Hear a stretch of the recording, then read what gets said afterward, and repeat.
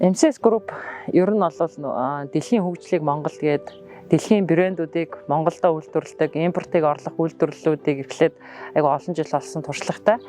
Тэгэд эргээд бас экспорт уулуурхаан бус экспортыг нэмэгдүүлэх, тэгээ эдийн засгийг солонгоруулах.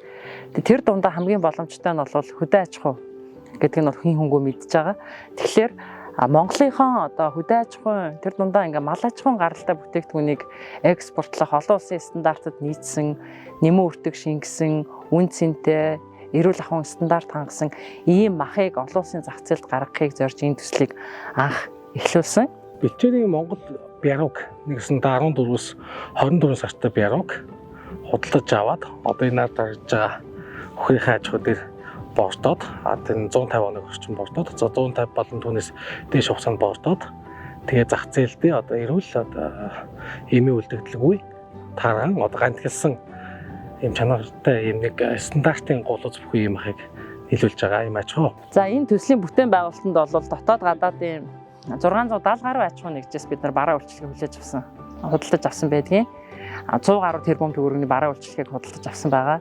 Өхрийн худалдаа авалт гэхэд бол бид нар 103 аймаг төвийн бүсэдээс одоо дөнгөж үйл ажиллагаа эхлээд жил болоогүй байгаа гэхэд бид нар бол 4-5 тэрбум төгрөгийн ийм өхрийг худалдаж аваад одоо өнөөдөр борд хажуудаа бид нар тижээгээд эхнээсээ бүтээгдэхүүнээ зах зээл хэрэглэгчтэй хүргээд ингээд эхэлсэн байж байгаа. Бид нар нөгөө малцтаас мал худалдаж авч байгаа. Авч байгаа малаа бүгднийг одоо яг энэ нарийнхан хоолоор хууж оруулж ирээд энэ хөрөмжөөр авчдаг. За яг ингэж нөгөө сайн бэгэлжиж бид мал амжилтын үйлчлэгээ маш сайн хийх боломж бүрддэг юм аа. Бэлчээрийн малч нь өөрөө бас нэг тийм паразит хорхотой нөгөө зэрэглэг амьтдтай зэрэгцээл бэлчээдэг гэдэг утгаараа ч юм уу. Ерсөн хөр болгонд бид зайлшгүй нэг тодорхой хэмжээний мал амжилтын үйлчлэгээ хийх шаардлагатай байдаг. Дээрээс нь ингэж маш сайн бэхэлснээр бид нөгөө өөрсдийгөө бас аюулгүй хамгаална. Тэгэхгүй бол одоо би бяртай чадaltaй гэдэг одоо энэ олон өхрийг барьж аваад уяа ногтоор тааш унгаагаад байвал бид нар одоо энэ дийлэхгүй.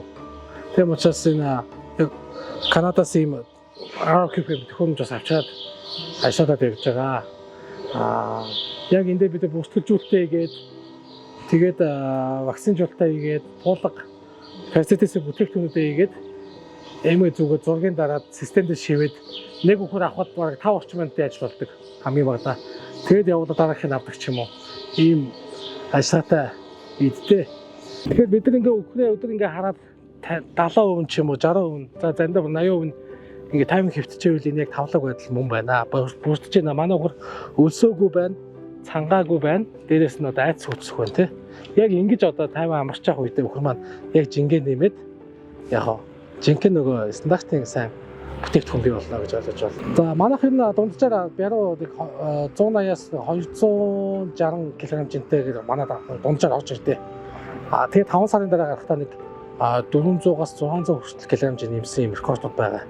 Тэгэхээр манай рекорд бол бүр өдөрт 2 кг хэмжээнд нэмэгдсэн рекордч байдаг нэг хоногт. Гэхдээ эндээс бид нар юг харах хэрэгтэй вэ гэхээр бэлчээрийг 2-оос 3 жил ингэж одоо ашиглаж ийж өвөл хавар зуныг ингэж туулж ийж мал амтан одоо Улаанбаатар хотод хүнс болж очиж байгаа бол манай дээр ерөөсөө 5 сарын хугацаанд бэлчээрт 3 жил явсандаа тэмцэх хэмжээний тарих хүч авчдаг гэж ойлгож болно. Энэ нь бүр ингэж ярих юм бол одоо Монгол улсын бэлчээрийг одоо зөв зөвхөстэй ашиглаад нэлээ өрнөдтэй. Дээрээс нь одоо хүмүүсийн маш их ярьдаг махны стандарт байна тий. Ерөөсөө манайхаас өөр оронд бол 30-аас доош сартай малын махыг одоо үнсэн дээр хэлэх нь хамгийн зохимжтой байдаг. Манай нүүдлийн мал аж ахуй одоо манай монголчуудын хувьд бол илүү одоо хязгаарлан соёолон гэдэг одоо их хөгшин нас бий гүйцсэн малын махыг хийддэг. Гэтэл уг нь бага залуу байх тусмаа зөөлөн шүүслэг одоо эрдэс витамины агуулмж сайн мөн нөгөө махнаас авахтай ашигтай тус омега эдэн яг илүү бета-каротин эдэн залуу малынхандаа илүү байдаг байна. Тэгэхэд зөөлөн тий. Болохгүй л ингээл одоо нэг манайхан чанаал цаг 2 цаг буслаж ийж ингээд нэг зөөлрүүлж идэт байдаг штэ. Тэгэхээр манай тарган залуу малын махыг бол тийм удаан болгох шаардлага байхгүй. Өнөөдөр манад одоо 200 гаруй хүн ажиллаж байна. Энэ 200 гаруй хүн маань 60 нь л одоо гэхэд Хинтээ аймгаас ирж байгаа, аймгийн төвөөс ирж байгаа. ойролцоо мөрөн сумаас бүр энэ эргэн тойрны малчтаас хүртэл ирж манад ажилд орж байгаа. Тэгэхээр ингээд хөдөөгийн хөгжил одоо хөдөөд ажлын байр бий болгох тэгээ төвлөрлийг сааруулах, уул уурхайн бус экспортыг нэмэгдүүлэх гээд маш олон талын ач холбогдолтой яг л одоо хийх ёстой юм цаг нь олцсон. Өнөөдөр ингээд эмсээ шиг үндэсний том компаниуд зориглоод энэ эрсдлээ үүрээд энэ мөсөө хаглаад экспортынхаа замыг гаргаад ингээд бусад аж ахуйн нэгжүүдтэй үлгэр жишээ үзүүлээд ингээд явах нь бол зайлшгүй чухал байсан учраас энэ хөрөнгө оруулалтыг хөрөнгө оруулагчид хийгээд ингээд явж байгаа. Нийт хөрөнгө оруулалт бол 200 гаруй тэрбум болчихсон байж байгаа. Энэ хөрөнгө оруулалтын өгөөж бол эртлээ нэлээд хугацаа шаардна. Гэхдээ ашиг гэхээсээ илүү улс оронд хэрэгтэй ирээдүйтэй урт хугацаанд одоо олон талын ашигтай гэж ийм ихтгэл үнэмшлэр энэ хөрөнгө оруулалт бүтээн байгуулалтыг хийж байгаа. Тэгэхээр одоо богино хугацаанд ашиг олох гэсэн ийм ихтгэл үнэмшлэр бол энэ төсөл бол эхлэегүй. Яг ковидын үед энэ төслийн судалгаа хийгдээд манай бизнес хөгжлийнхэн судлаад бас энэ ижил төстэй аж ахуйн нэгжүүдийг судлаад яг ийм аж ахуй байх юм бол Хойд Америкийнх нь илүү оновчтой юм болов уу, Японд яаж явдгийг те Европ ямар одоо арга барилаар ингэж одоо аж ахуйгаа явдаг бүгдийг ингэж судалж байгаад хийсэн ийм төсөл байгаа. Гэхдээ аливаа олон улсын шилдэг туршлагыг Монгол нутагшуулна гэдэг бол шууд зэрэг чигээр нь аваад хэрэгжүүлэх боломжгүй. Байгаль цагуур, хүн зон, хэрэглээний соёл, хүүтэн хэлхээний одоо дид бүтээц гээд шийдэх олон асуудал байгаа. Тэгэхээр аль болох л одоо өрнөөс нь эксүүлэл эцсийн бүтээгдэхүүнийг айлын гэрт рестораны галтгоонд авчиж өгөх хүртэл бид нар ингээд бүтээгдэхүүнийхаа чанарыг хадгалах, найдвартай байдлаа хадгалах энэ бол бас аюул том хөрөнгө оруулалт систем хөгжүүлэх ийм шаардлагатай байгаа. Метагро компани хөдөө аж ахуйн зах салбарын хамгийн отхон одоо нөгөө өнөөдөр ашиглалтанд орж байгаа мах боловсруулах үйлдвэр маань нийт одоо 31 хэсгүүдээс бүрдэж байгаа. Үйлдвэрийн онцлог маань болохоор нийт 31 барилга байгууламжийн гал орчим хувь нь бол чингэлэг системээс бүрдэж байгаа. За манай үйлдвэрийн бас нэг онцлог нь болохоор ямар нэгэн хаягдалгүй байгууллагын орчинд ямар ч хаягдал байхгүй үйлдвэр байгаа. Өнөөдрийн байдлаар 200 гаруй тэрбум төгрөгийн хөрөнгө оруулалтыг хийчээд байна. Энэ маань болохоор зэрэг бид нар 10,000 газар тариалантай, энд 200 гадаа услгаатай явж байгаа. Тэгээд бүхэл одоо сүүлийн үеийн бүтээлийн техникүүд те дэлхийд алдартай Хойд Америк, Европын техник тоног төхөөрөмжөөр хөрөнгө оруулалтаа хийгээд үйл ажиллагаагаа яаж өндөр бүтээмжтэй явуулах вэ гэдэг ингээд тал бүрээс нь судлаад ингээд ажиллаж байгаа. Социализмын үед бол энэ чандганы сангийн аж ахуй бол зарим талбайгаас 30-40 центнер хүртэл ургац авч байсан. Улсдаа тийм том амжилт үзүүлж байсан, ийм амжилттай ажиллаж байсан аж ахуй байгаа. Тэгэхээр одоо бид нар тэр амжилтыг яаж давтах вэ? Энэ хөрсөө яаж хамгаалах вэ? Хамгийн гол нь энэ хөрс хамгаалах тэг элдэншүүлэг технологи гэдэг манай газар тариалангийнхан бол маш сайн ярьж өгсөн баг. За тэгээ бидний одоо ганц зорилго гэх юм бол одоо Канада, Америкийн тэг технологи гэдгийг одоо Монгол орондоо нутагшуулах, тэрийг одоо хэрэгжүүлэх зорилготойгоор одоо манай баг хамт олон ажиллаж байгаамаа. Тэгээ одоо тэг технологи гэдэг маань өөрөө хөрсийг хөндөхгүйгээр жил болгон сэлгэн тариалалтай үйл ажиллагаагаа явуулахыг хэлж байгаа. Тэгээд одоо бид бүхэн маань хамгийн анхны жилдээ бол одоо Улаанбаатар тариалсан бол дараад нь Досны ургамал тэгээд Буурчигт ургамал гих мэтлэн тариалаад үйл ажиллагаа явуулж байгаа. За тэгээд бид нар жилдээ зөвхөн үргэлгээ хийхин тулд л одоо энэ талбайгаа хөндөж байгаа. Бусад үед нь бол одоо ургамал хамгаалах бодис хэрэглээд явж байгаамаа. Тэгээд манай энэ талбайны бас нэг онцлог байдаг юм аа. Яг нэг дор 10,000 байдаг. Тэгээ энэ маань өөрөө юм ширээ шиг юм тэгшгэн талбайтай. Тэгээд бид нар бол гаагаас ерөнхийдөө бол одоо Хинтээ аймгийнхаа дундаж ургацыг хурааж авч байгаа. Ер нь 22 онд 10 центр, 23 онд 11 центр, одоо 24 онд түүнийг илүү их арвин болгохоор зорж ажиллаж байгаа. Тэгээд ерөнхийдөө тэг технологи маань ерөнхийдөө жил болгон ингээд эхний хэлбэлзэлтэй нэг 3-4 жил явж байгаа. Тэгээд доктортой яваад тэгээд ингээд аажимдаа өсдөг байгаа. Тэгээд бид нар бол ерөнхийдөө нэг 27 он гэхэд нэг 15-аас дээш центр аавна гэдэг зорьсон явж байгаа. За бид нар өдөрт 2 удаа хүрээд хижээдэг. Гэхдээ энэ хижээдэг онгоцыг ерөөсөө хоосон байлаадаг. Энэ хижээдэг онгоц хоосон байвал манай хөхөд одоо нөгөө сэтгэл зүйн хувьд те өсөглөнд орчихно. Ингээд өсөх мэдрэмж аваад хэлээ гэсэн. Тийм учраас байнгын хоолтой байх хэрэгтэй. Өдөр болгон өдөрт 2 удаа хижээлээ тавьдаг.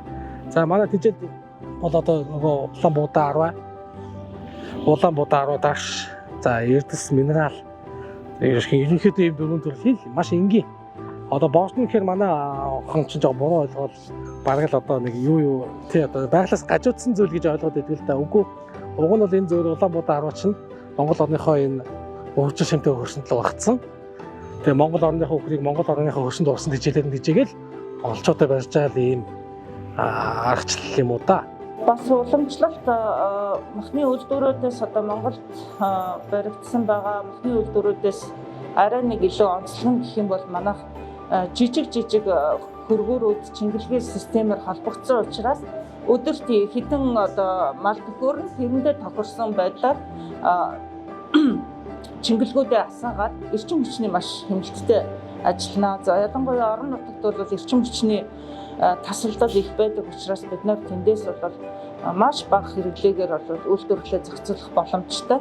Жишээлх юм бол нэг одоо голос сэврэх контейнерт 9 үхрийн 36 тал өрөөл ордог гэхэд бид энэ одоо өнөөдрийн үйлдвэрлэлээр хэдэн үхэр орно тэр тоондоо тохирсон голос сэврэх чингэлгийг асааж ажиллуулна гэсэн. За нийт бүтээгдэхүүний бол тоош ирэхэд нийт одоогоор 131 төрлийн бүтээгдэхүүн гаргачаад байж байгаа.